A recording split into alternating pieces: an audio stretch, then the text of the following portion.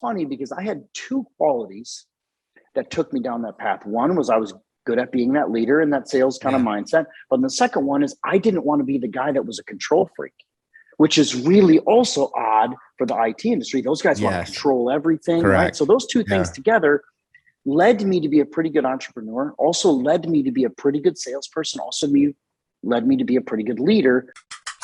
The Move Entrepreneur Evolved Podcast. Get on it.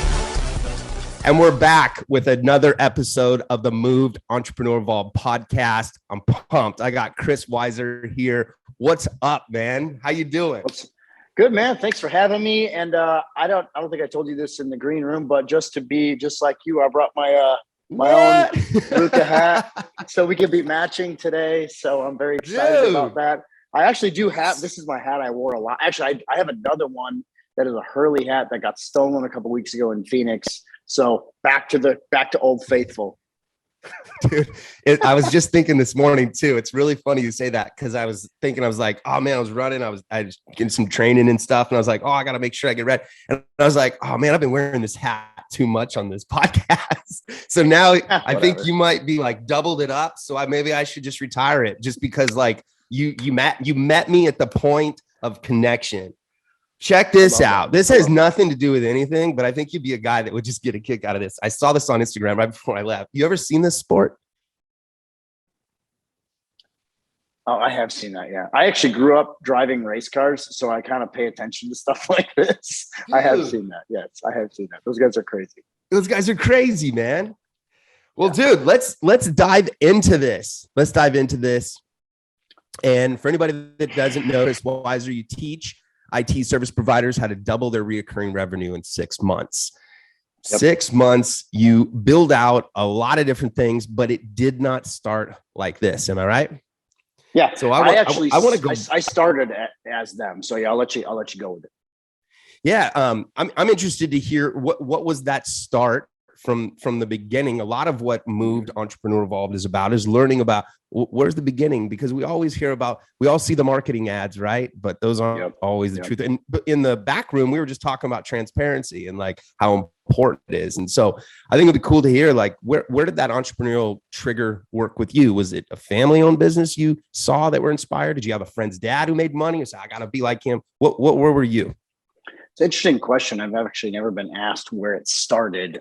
I started really early. I'm 45 here in 2022, got to be 46 to the end of the year. I started selling websites when I was 16. So I don't know if it was just something, you think about what that industry was like back then. That's like 92, which means it was like dial-up AOL land back then. I remember. So, yeah, we remember, but the kids that are watching this, they don't even know what we're talking about. My 18-year-old niece lives with me, and I mentioned dial-up to her last night, and she's like, "What?" Like she doesn't even know what that is. Like no concept of it. So I think I look back on that, and early on, for some reason, I was entrepreneurial in my head. I really like. My mom was a medical company clinic administrator for an orthopedic clinic. My dad was a school teacher, so there was not a whole lot of entrepreneurial spirit that I was really exposed to. It's just something I think I gravitated to naturally. And like I said, I was selling websites. In fact, what I was doing, I was fans of these race car drivers. I grew up in a racing family. My dad was a weekend warrior dirt track driver in Wisconsin. DuPont.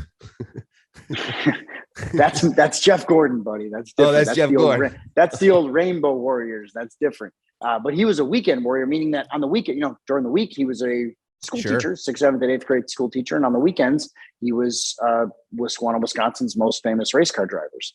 But I saw these guys that were like famous race car guys, and websites started coming up and domain names started coming up and all this stuff. So I started to buy up their domain names, and then would go back and kind of like, I wasn't trying to squat on them or poach them, but I was trying to go back to them and say, hey, I got your domain. Let's work something out. I'll do your website for you, or you can just have the domain. I wasn't doing anything sketch, even at that, but that's pretty entrepreneurial even back then. Yeah. So, I look at kind of how that has evolved. And, the one thing that I've had that's really brought me, and I know we'll talk a little bit deeper about this, but one of the things that I've had that's brought me all the way to where I'm at now at 45 is I have a lot of discipline, a lot of staying power. My head marketing coach in my coaching program calls it stamina. So it's one of the things that I've really had that staying power, work on something for a long-term, repetitive, staying with it and not giving up. I think that's a really big testament. That's a really good point to stick in here early. Absolutely. Yeah, that's like a muscle that you created. Did you have it, do you think, when you were younger? Do you think it was natural, or did you develop would be the maybe the other word? Yeah, I think, there's some of it in there, but as youth, we're all kind of scattered and lazy. I was definitely a lazy kid. I will tell you that. I was really good in school, but I didn't like to do homework, that kind of stuff. So, I think I definitely developed the discipline of that after a pretty long period. And it's just one of those things that you got to work on and you got to make sure is there. One of the things I think is interesting, if you started off, so would you say that you started off more of the IT person, or did you notice that IT had a sellability and then you figured out how to run the IT? How did you position yourself? Yeah, great question. I was good at being a self-starter, not necessarily IT, but I had a high technology aptitude. So when I was a kid, I had computers out of the box. I had, things when I was very young. In fact, I still remember sitting there in my parents' den in 1991, and I upgraded our Windows 3.1 computer that I had campaigned with my mom to get. I upgraded it to Windows 95 using floppy disks. It's stuff that I was just good at. So I think just like a lot of entrepreneurs do, you start with a passion, something you're kind of, good at. And then you turn that into something with money. And something I've really become good at now is monetizing and scaling. And, so I think you kind of take that combo of what that was, and it's turned into being good at technology, staying ahead of the curve. We can talk about this as we go here, but those are some really core key things that I started with. And then when you, because that was the era, did you run into, because that's, I'm pretty early. I started the tinker of AOL, probably 97, 98, It was kind of like, you kind of felt guilty doing it because you didn't know what the heck this thing was. And you're like talking to someone across the country, because state, which was nothing probably who they were. Everybody was hiding anyways.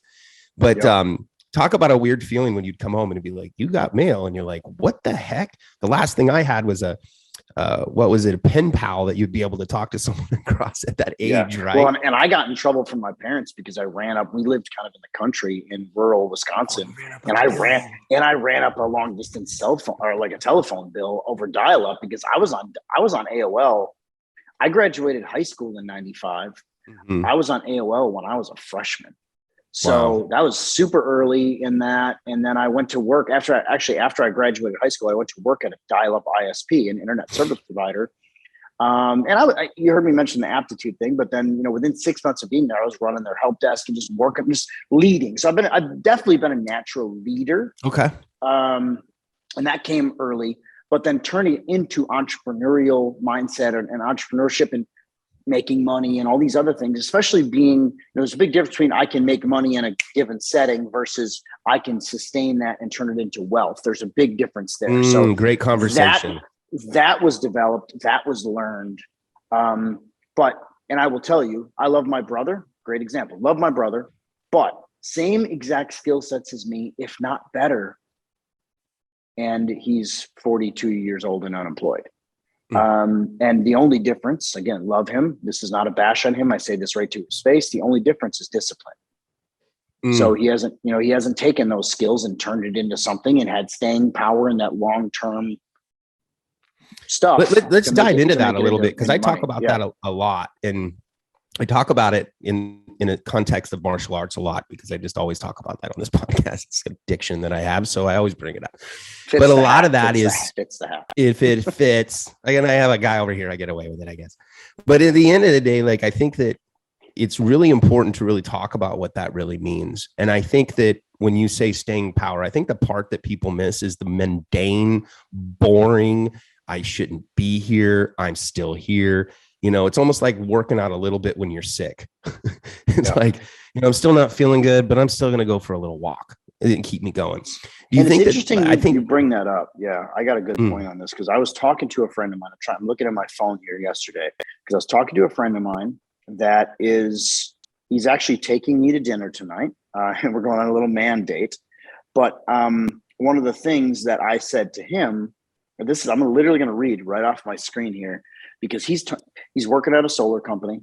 He's talking about, and he's like 26 years old, met him through another, and he's kind of like, I'm mentoring him a little bit. He's a friend of mine, good kid here in Austin, Texas, got a nice family and all this other stuff, but he's talking about kind of breaking out onto his own, or how can I do this, et cetera. And I said to him, the big factor that I have is you have to make sure, what did I say here? I said, the thing that you have to do is find one thing and master it. You can't be too greedy and try and do all of it. And what a lot of people do is they leave their jobs, they start their little entrepreneurship thing, they last 3 months, they get scared. There's that stamina, that stating power. And it's literally exactly what I said to him right here. They get scared and then they go get another job because it's not easy money or it's not coming fast enough. And, I think it's a really good point. You look at my brother, I look at all these other people that are out there that fail as entrepreneurs. No, we all fail as entrepreneurs. I fail 10 times a day as an entrepreneur, but I don't give up.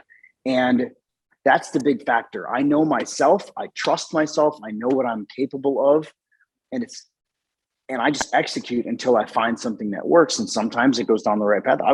We've definitely, I guarantee you, both you and I have had fails. I fail a lot every single day. I've had business fails, but I don't give up on it. And I move down this path towards, I'm going to win. And I will tell you, when it really became reality to me was when, and I'm sitting the reason I'm sitting in my living room right now is I'm in a brand new house that I've been in 3 weeks. Yeah. And this is a big house. And when my wife said to me, she goes, you told me you wanted to get this house and I didn't even debate it. I knew you could do it. She's like, it doesn't matter what you want to do. And this is, you talk about a testament as a husband, as an entrepreneur, all these things. That is like the testament of, wow. Like when your wife says, the person you chose as a partner says, I don't know what it is or I care, but you're going to win, period. And I think that is also accepting the conversation that you're saying is also accepting that you're not going to win maybe right away. I think an interesting conversation, because I think this goes up in your alley, is that I often talk about skill sets sometimes are on a line of a type of person. And I think that being in IT and you have a good personality, I don't mean it like that. Anybody that's IT, I didn't really mean it like that. But if anybody has hired IT people, sometimes it's just good to put them in a room and be like, look, do your thing.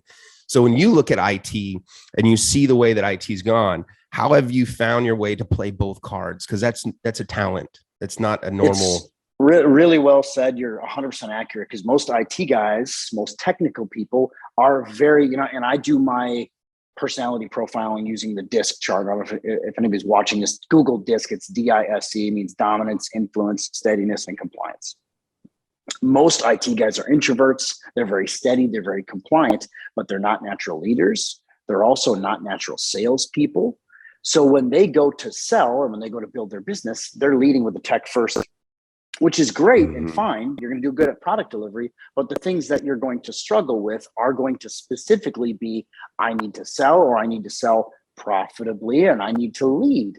So they really struggle with that. So you heard me even say early on, I was a natural leader. I was good at doing the sales stuff.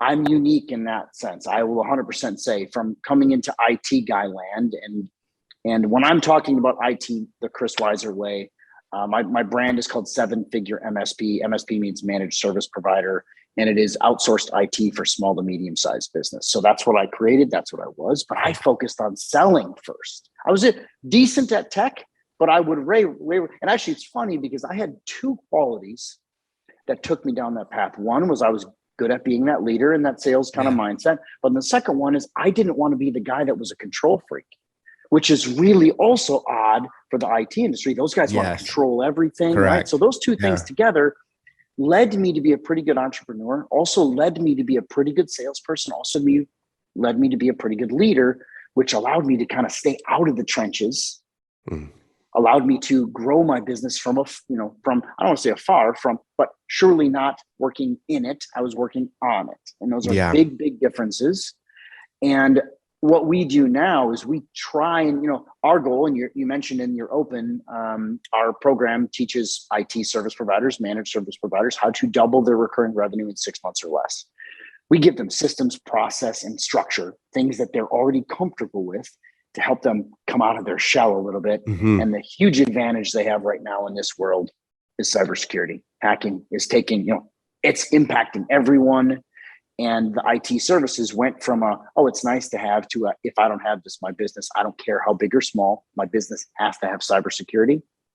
And what are some of the things, and I'm kind of cutting through because I think I want to tap on that a little bit. What are some of the things in cybersecurity that we are seeing that are issues? Because that's definitely not a conversation that I've had on this podcast very much.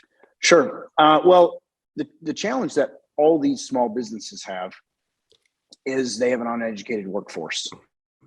And the uneducated workforce, and that does not mean uneducated as lawyers or doctors or accountants or whatever you are, but in terms of looking at an email, and note the hackers are getting really good. I said for a long time, when the hackers know how to spell or when they learn how to spell, because we all got that email from a Nigerian prince offering us $1 million, right? We all got that. What are you talking about? It's not real. You're the guy. I now I know the truth. You're the guy. Hold on. But you can, hey, remember that guy? but we all got that email, and we could always tell. This is the dumbest email I've ever seen. Every other word is misspelled, and it's a stupid. Yeah. But now the hackers they're resident in people's systems. They're sitting on the average IT companies, or the average small business in their infrastructure for 6 months before they attack, watching patterns, watching what's happening. They know who the CEOs talk, and they're literally sitting there monitoring. And they're patient, and they have discipline, and they have these giant deals. And then when they see it ready, they send the right email, and the right person clicks on the email, and it opens up Pandora's box, and they go take money. Because that's what the hackers are after now. For a long time, it was, we're going to lock you out and try and get a ransom. Now it's, we're going to get access to your bank account and bleed you dry. And they're really doing that. And what a lot of the small businesses have said is, I don't have anything hackers care about. Okay, so maybe you can restart your business. Well, and that was literally their mindset, because for a long time, hackers were coming in, locking their networks up. Okay, we'll just restore from backup, or we'll just write, we'll move over to paper. This is what happened. But now what the hackers are doing, they're coming in resident, watching for weeks and months, and then they're accessing their bank account and taking all the money out of the bank accounts. And so the whole ideology of, I don't have anything hackers want, is now out the window as a business, because there's not a human being in, forget the rest of the world, but let's just take America. Like you and I are both in the States. I'm in Austin, you're in San Diego.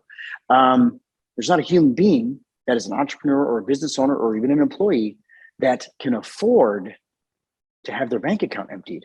And then what happens, and here's the other gotcha. What happens then if you say, I'll just file an insurance claim, and the insurance company comes back to you and says, you weren't doing anything for cybersecurity, we're not going to pay your claim, because that's what's happening now. So the small business is moving over. So you talk about in fact, we call it in my sales presentations to our prospects and our clients. I'm presenting live on stage at a live event in Dallas next week that we're hosting. We call it the perfect storm. It's the perfect storm for my prospect or my client to go in there. But let's not forget that, how did they originally sell? They sold tech first. They sold. Got it.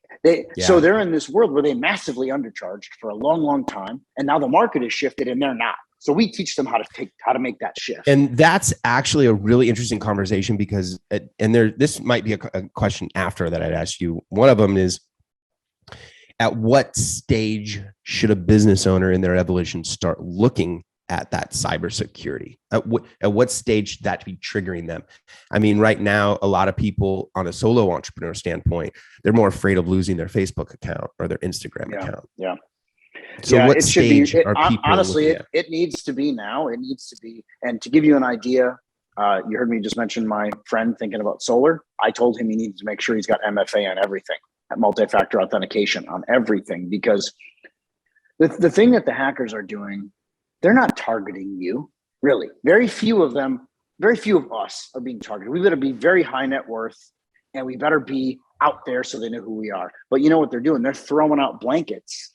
And then whoever does something dumb, it's like shooting up a flare. And then they're like, whoa, and they pounce on you because they know that you're a dummy, kind of thing in their head, and you have exposure. So, you need to either be educated. So let's go back to the Chris mentioned the educated workforce. You need to make sure you and your staff and your team are educated to look for potential threats. And we're not, I'm not even an IT guy at this point anymore. We're just talking about this. Sure. But it's a conversation I have with my clients every single day, and my staff every single day. And I spend a lot of money.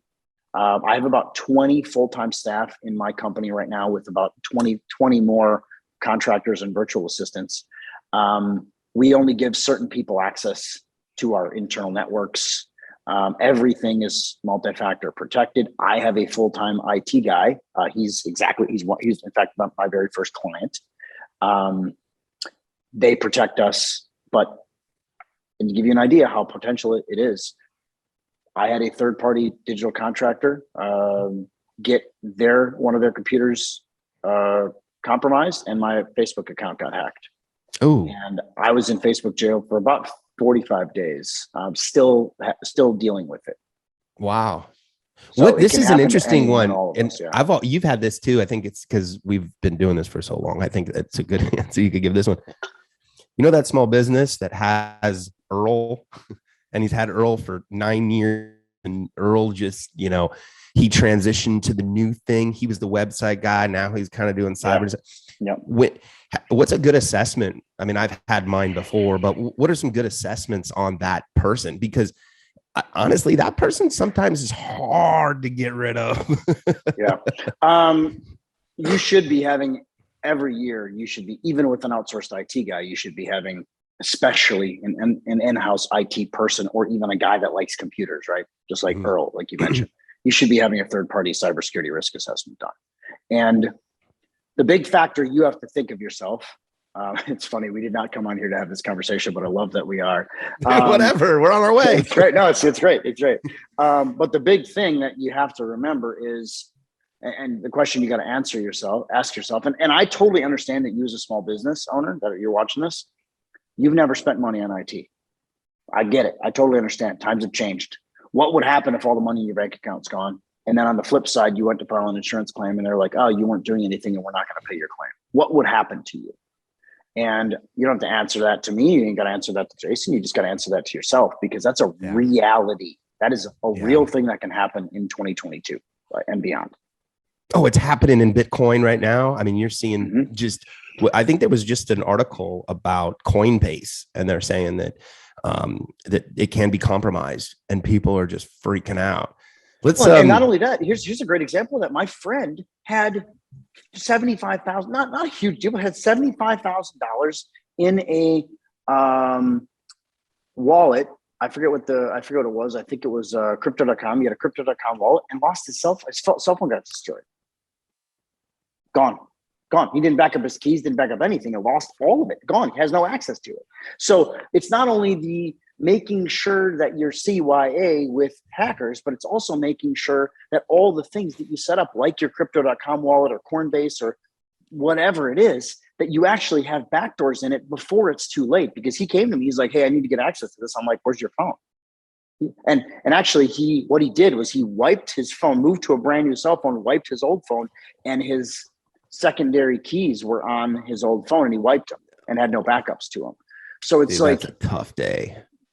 And he only lost 75 grand. Imagine that there's people out there, just like you said, that are losing their wallets to hackers and other things like this. How about the guy that lost his damn hard drive threw his hard drive away with, I think, 250 million in Bitcoin on it. And he spent $100,000 to try and dig it up in a landfill and never found it. Like that's the kind of stuff that's the kind of stuff that's really happening to people. But the thing that, like, that's a rare beast. I understand that, but the hacker stuff is not. We are all fully capable of getting hit by hackers right now. Because they're casting out very wide nets, and it's really easy to become bait. Let's switch it up a little bit. I'll throw a changer on you. Let's you ended up selling websites, you ended up transition. You obviously ended up more on the sales side, then drove that understanding IT. We obviously talked about that stuff.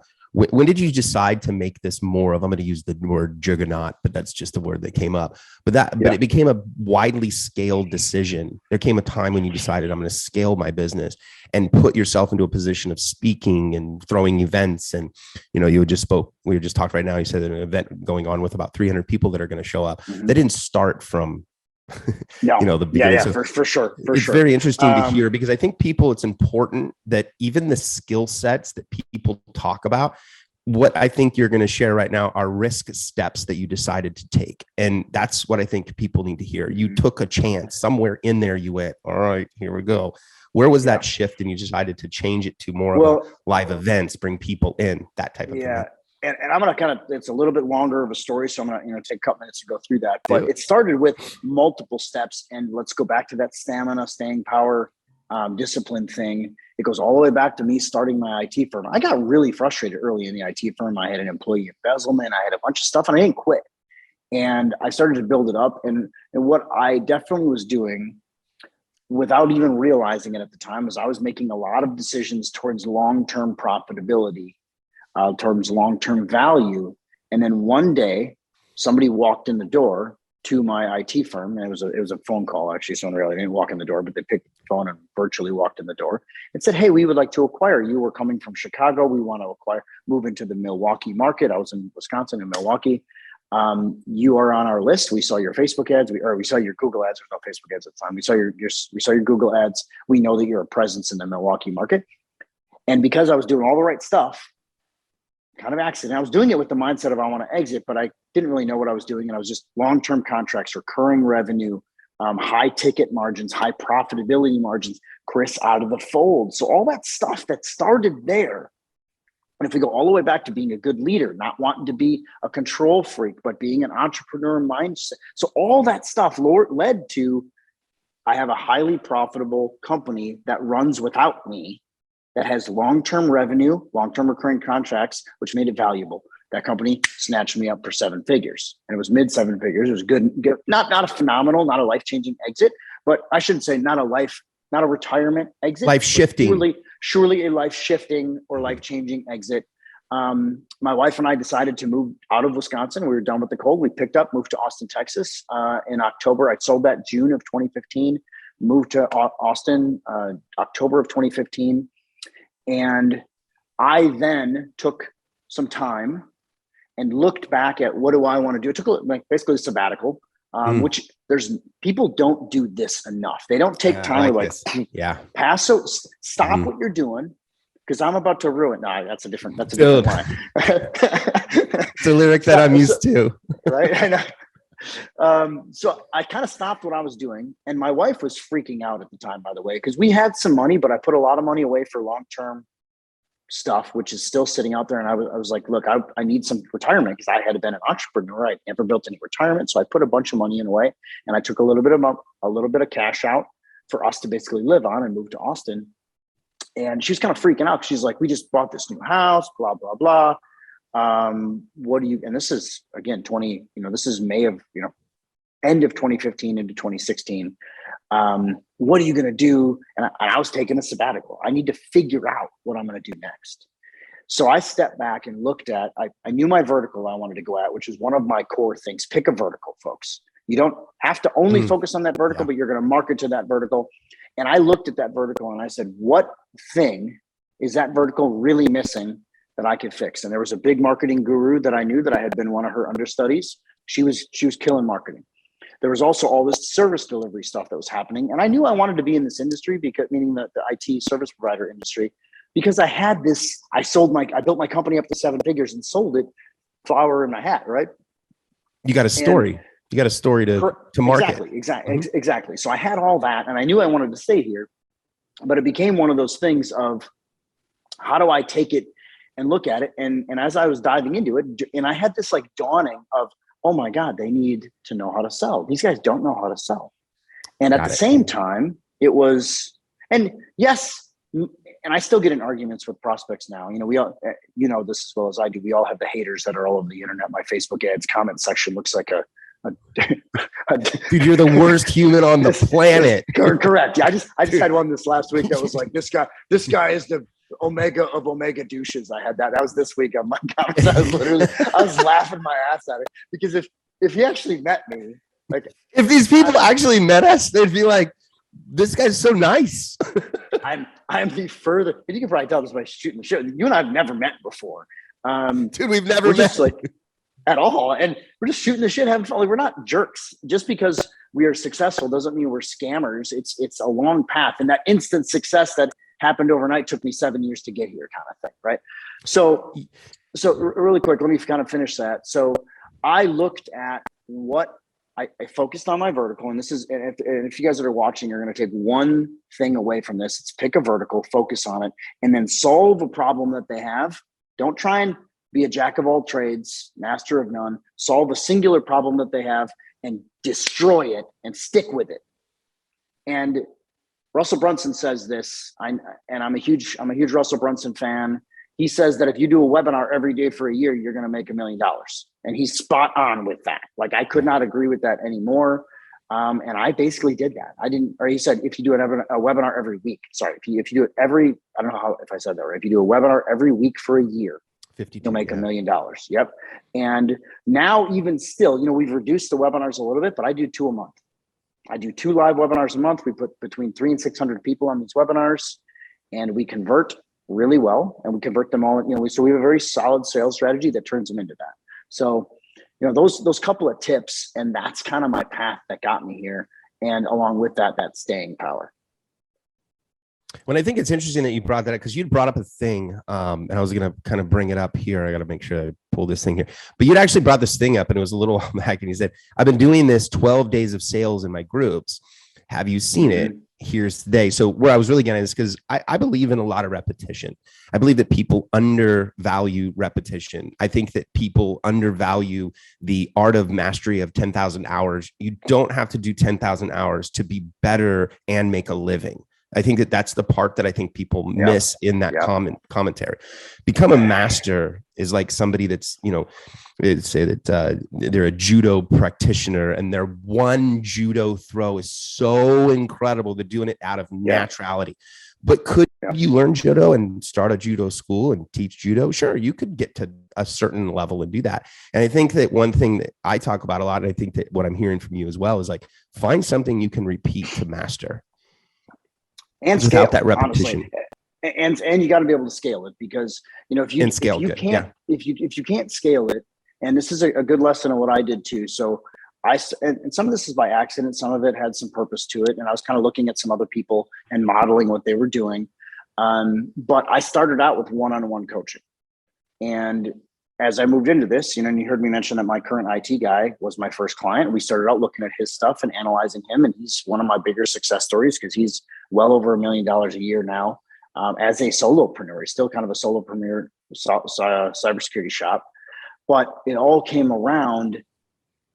I need to make sure I work one-on-one. And then the challenge with the one-on-one is how many hours in a week you got and how many hours you want to work. I didn't go into being an entrepreneur so I could be a slave to the job.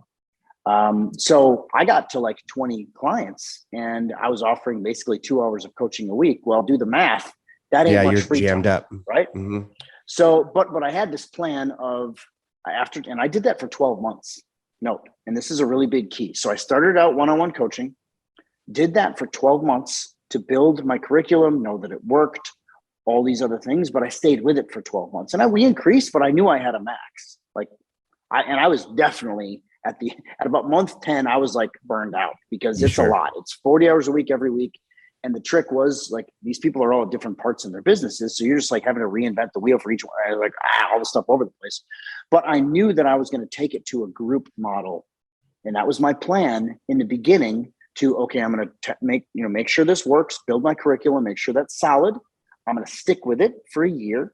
And I had made that commitment to myself. And then we're going to move it to group. And the second I moved it to group, and that group model still is almost exactly what we do today. I have a little bit more because I have a couple more coaches and some other stuff, but I do 2 calls a week for 2.5 hours. That's all I do for calls now so I went from that 40 hours of coaching with different stuff to 2 calls a week. One's an onboarding call for our new clients. And we bring new clients in every week. We do about 30 to 40 brand new coaching clients a month. So 10 to 12 a week, brand new class, and we teach them the same stuff every single week. And then it moves to, so Chris is on Monday. Then I have my head sales coach Tuesday, Wednesday, Thursday. She runs that. And then we have our head marketing coach. So we teach these guys sales and marketing training, but we make them go through the sales regimen first. But it all came down to, I started out with the curriculum, made sure that I mastered it. It's And really you'll see important. me if you look at any of my social posts, I have this thing: master the strategy, delegate the execution. I say this a lot because it's exactly what I practice, what I preach. So it was build that whole thing out, make sure that it worked, stuck with it until I knew that thing was a machine. Then I scaled it. And I scaled it through group and through other staff in my team. I think it's so important to hear like what you said. It was like you put your hands on the machine. And I think that a lot of people, what they're trying to do is they're trying to assume that that doesn't happen because the internet has automations and you can put out all these new things that will happen 10, 15 times after you make one move. You know, my trigger does all these things that they forget that you really don't know. You know, it's like I always use analogies, but you know, it's like somebody that races boats or something, and they're just like they know that motor in the water so good. They're like, something's wrong, something's wrong. And you're like, what do you mean? You haven't worked on this motor before. You're like, nope, something's wrong. And I think that what you do is you build an instinct. And I think that you just start building these instincts, and then you have systems that you can actually pull through. When you decided to go from coaching and then start kind of going in that model, did you change the way that you sold? Actually, it's interesting because I sell exactly the same way now. It's just not me selling now. So the same model was lead magnet into scheduled coaching call, which is let's listen to what their issues are, ask some discovery questions. We're still doing exactly the same basic concept into let's present to them and then show them what our offer is. And then that turns into a closed deal. I just now have SDRs, 50 lead sources that come down into strategy calls and a bunch of strategy calls that get booked every week. We book 75 to 80 strategy calls a week now. And and if anybody thinks that sales is a one-to-one deal, never going to happen that way. Sales is a numbers game. And we roughly run about a 39% close rate as we sit right now. Notice how I know that number. Got to know your numbers as an entrepreneur. It's really important stuff. And so basically the same concept that I built, I mastered, and I closed our first 100 clients myself. And then I knew I had a system that I could scale, and I brought in reps and closers. And now I have a VP of sales that runs that whole side of things. And then we also sell sponsorship to our live events. So we have 4 live events a year. We're getting ready. In fact, if not for our pandemic that we were into, we'd already be doing this. But in 2023, we'll be doing 2 events in Europe and 2 events in Australia, because I'm at this point the world's largest IT services business coach. So it's allowed us to expand internationally, and we have huge presence in Australia, huge presence in Canada and Europe as well. Dude, that's incredible, man. Dude, this has been awesome, man. This has been awesome. This has been an awesome show. You brought like a lot of value to this. How do people find you, man? You can honestly, I'm Chris Weiser on every platform: Facebook, LinkedIn, Twitter. I answer all my stuff, Instagram. I got whatever platform it is. We're just getting ready to roll out, and it's kind of interesting. I'll give you guys this too, because a lot of people want to come in and do this. Oh, I want to build myself up into this huge guru. I'm doing that now. So I built my plans up, built my system up, got it to where I could pull myself out a little bit. And we've made the product 7-figure MSP. It used to be Chris Weiser's Inner Circle. We branded it over to 7-figure MSP. My coaches are starting. So I'm doing that same thing now where it's pulling Chris kind of out of it. That doesn't mean I'm going to sell it. That just means that I want to free myself up to do other things. So we're now building up Chris's Reels, Chris's TikTok, all this other stuff, talking about coaching and coaching mastery. And we're getting ready in fall here to launch something. And this is the first time I'm going to say this publicly. We're launching 7-Figure University, which is going to be an entrepreneurship coaching program for the high school student, the person that wants to, you heard me talk about my brother. Congratulations. So anybody that wants to go towards, so we're going from that very specific niche to now the product is going to be the niche. We're kind of flipping it, and we'll see how that goes. I mean, I don't know, but it's a risk, and it's just stuff that might happen. But it's one of those things that you absolutely have to do to scale and grow. So I think it's really exciting stuff. So pay attention in fall. Obviously, you guys are welcome. I answer all my socials myself, just so you guys know that. That's by design, because I'm not a jerk, even though I'm the Omega of Omega douches, according to one guy on Facebook. Omega of the Omega douches. Yeah. So I'm tops in something at least, right? But pay attention to Seven Figure University. You're going to see some big stuff, and this is going to allow me to advertise in some mainstream stuff. Very excited about that, and we're looking. My goal by the end of year 2 in that program is to become an accredited university that people can go to. Because you and I both know, being you're 40s, we're both 40s. Not going to a 4-year college when I was 18 was massively frowned upon, massively. And my guess is the same, right? Yeah. I went in, it was like it was going to sales, military. It was either going to car sales, military, or you go to college. Yeah. Well, and actually I think trade school was bigger then than it is now. Oh, well, it was for sure. Right. Go be a welder or a plumber. For sure. Like, my point to you guys, you don't have to go to a 4-year degree unless, hey, if you want to and you have plans, green light. But like, my wife's a registered nurse. Green light. Sense. That's what she wanted to do. She's happy with it, right? But you don't have to go down that path. And really excited about what the next year 3 is got in store for us. Dude, this has been awesome, man. Congratulations on your event that's coming up. And this has been an amazing podcast, man. Let's do it again sometime, man. Yeah, I really appreciate it. Can't wait. Great talk. Thanks a lot, man. Too. I love it. All right, we'll see you later. Chris Weiser on the Move, Entrepreneur Evolved podcast. Thanks a lot, brother. If you like this episode, make sure you smash the like button and subscribe to the YouTube channel. Just like Nike is to athletes, Moved is to entrepreneurs.